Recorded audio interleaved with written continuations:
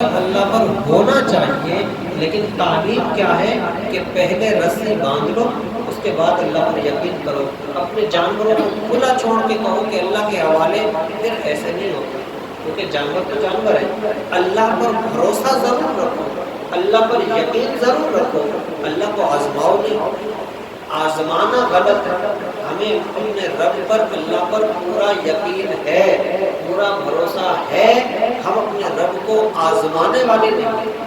کہ انسان اگر بالکل کچھ بھی احتیاط نہ کرے اور پھر کہے کہ بس اللہ تعالیٰ بہتر کرے گا اور اللہ تعالیٰ ہی حفاظت کرے گا، اللہ تعالیٰ ہی سب کچھ کرے گا، پھر نقصان ہو جائے تو بندہ کہے کہ اللہ نے حفاظت نہیں کی، ایسا نہیں، کیونکہ اللہ نے ہی تمہیں تعلیم دی ہے کہ پہلے اپنا خیال رکھو، اس کے بعد اللہ پر یقین کرو، پھر دیکھو۔ اگر نقصان ہو جائے تو پھر یہ یقین رکھو کہ وہ چیز تمہارے لیے بہتر نہیں تھی، تبھی اللہ نے تم سے الگ کر دی، یہ ایک الگ چیز ہے۔ لیکن انسان احتیاط ضرور کرے، پھر اللہ پر یقین رکھے، لیکن یہ بھی نہ ہو کہ ایک خوف اپنے اوپر ایسا طاری کر لے کہ پھر ہر چیز سے ہی جان چھڑا لے، ایسا بھی نہیں ہے۔ موت جہاں لکھی ہے وہیں آئے گی، کتاب مؤجلہ، بالکل طے شدہ ہے اور لکھ دیا گیا ہے، اور اللہ کے حکم سے ہوگا، اس کے بغیر نہیں ہوگا۔ دوسری چیز اس میں یہ بتائی گئی، کام چھوٹا ہو کام بڑا ہو، کوئی سا بھی ہو، دو چیزیں ہوتی ہیں، یا وہ دنیا کے لیے کیا جاتا ہے یا وہ اللہ کی رضا کے لیے کیا جاتا ہے۔ اگر کریں گے دنیا کے لیے، اللہ دنیا میں تعریف کرا دے گا، عزت دے دے گا، سارے معاملات دے دے گا، اس کی ضروریات بھی پوری ہو جائے گی، سب ہو جائے گا،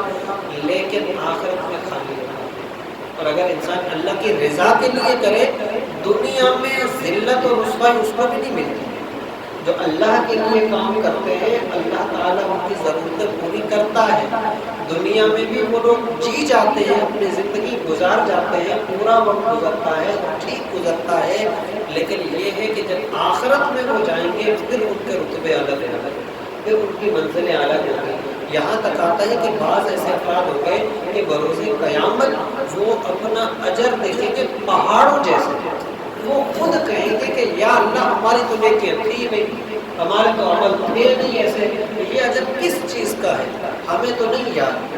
تو اللہ فرمائے گا کہ یہ تمہاری وہ دعائیں ہیں، وہ التجائیں ہیں جو تم دنیا میں مجھ سے کرتے تھے اور میں نے تمہیں دنیا میں نہیں دی تھی۔ دنیا میں دعائیں مانگتے تھے، میں نے وہ دنیا میں پوری نہیں کی تھی، کیونکہ میں جانتا ہوں کہ میرے اس بندے کو آخرت میں ضرورت پڑے گی، اس لیے میں نے وہ اجر تمہارا دنیا میں مشکل زندگی کر کے، تکلیفوں والی زندگی کر کے، کچھ نہ کچھ مصیبتیں تم پر ڈال کر، وہ زندگی تو تمہاری گزار دی،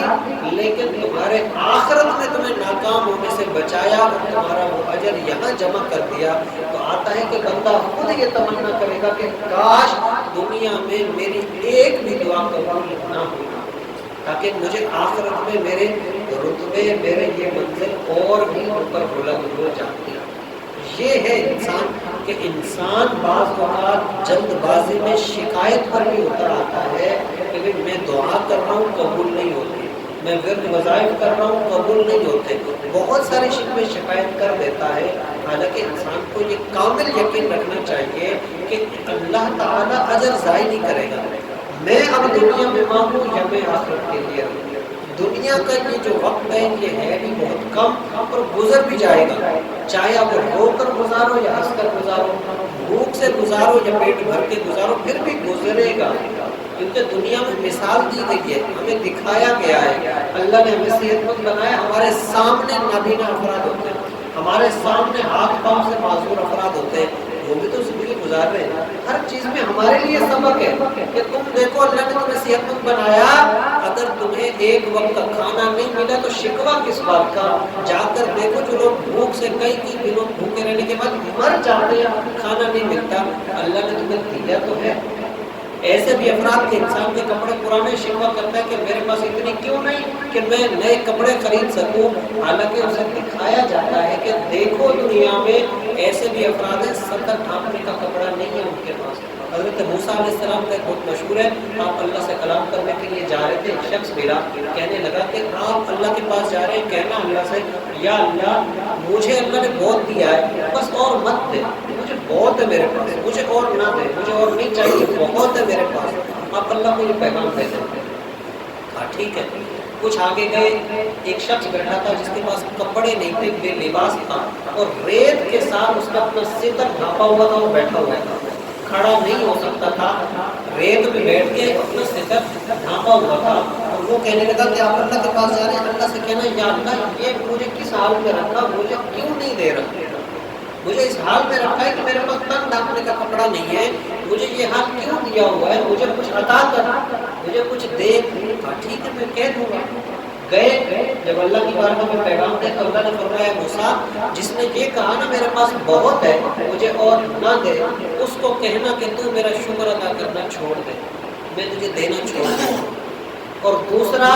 جس کے پاس تن ڈھانپنے کا کپڑا نہیں ہے اسے کہنا کہ تو شکر ادا کرنا شروع کر دے، تجھے ملنا شروع ہو جائے۔ جب واپس آئے